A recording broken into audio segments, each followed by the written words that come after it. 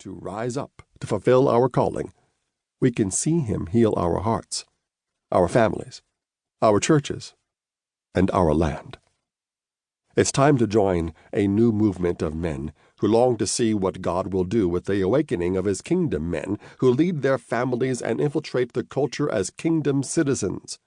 Men who proudly and victoriously wear our crowns and are used by God to crown the next generation with kingdom values.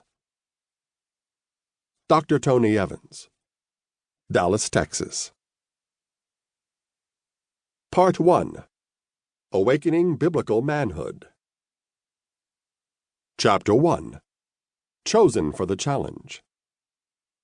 A kingdom man is the kind of man that when his feet hit the floor each morning, the devil says, "Oh crap, he's up."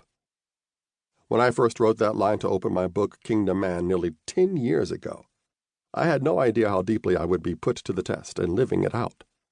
But on New Year's Eve, 2019, I was scheduled to preach like I always do to usher in the new year.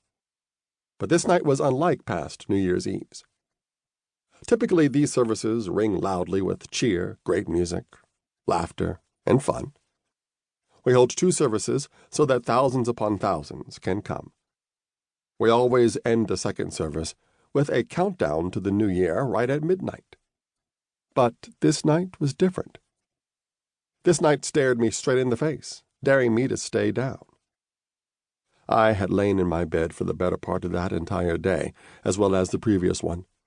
All lights had been turned out, curtains were closed, and I had pulled the covers up to my chin.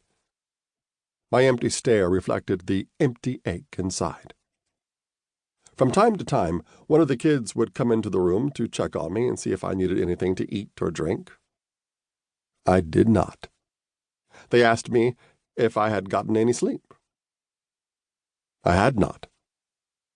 They reminded me that I needed to try. I disagreed, because all I needed right then was my wife.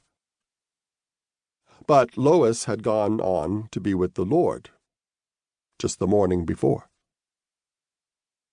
She'd asked me to let her go weeks earlier, since she could tell her time had come.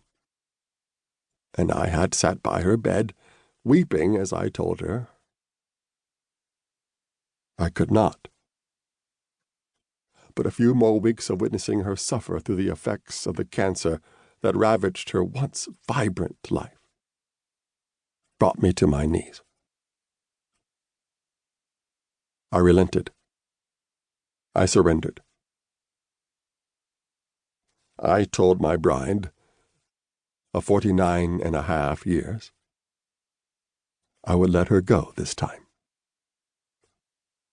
I told her she could go now and be with her parents, whom in this final stage of her transition she had seen appear in our room from time to time. I told her she could go be with Jesus, whom she loved so much that she had asked us to write his name down just because it made her happy to see it.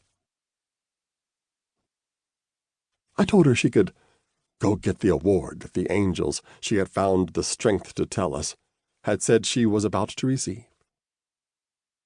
An award, she said a few days before she died. They are going to give me an award. Lois was ready, even if I was not. I took comfort, though, knowing that she had been shown tremendous love, and had taken great joy in our family surrounding her throughout her final months on earth. She had never been left alone. By and large, my work schedule had come to a near halt for the bulk of an entire year so that I could be there with her every step of the way.